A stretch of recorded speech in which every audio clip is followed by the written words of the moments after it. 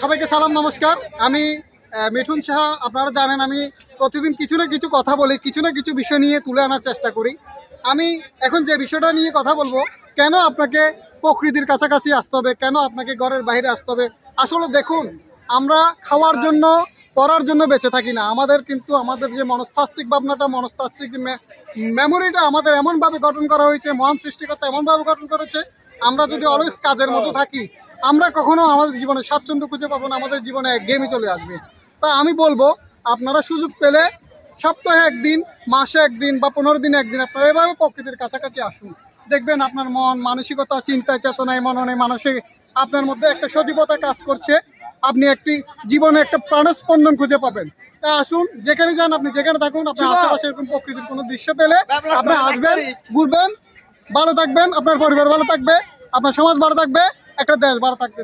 আসুন, ঘর থেকে বেরিয়ে আসুন, কাজের পাশাপাশি প্রকৃতির কাছাকাছি আসুন। ধন্যবাদ, ভালো থাকুন, সুস্থ থাকুন। ধন্যবাদ। আরেকদিন আরেকটি ভিডিও নিয়ে আসবো। Thank you.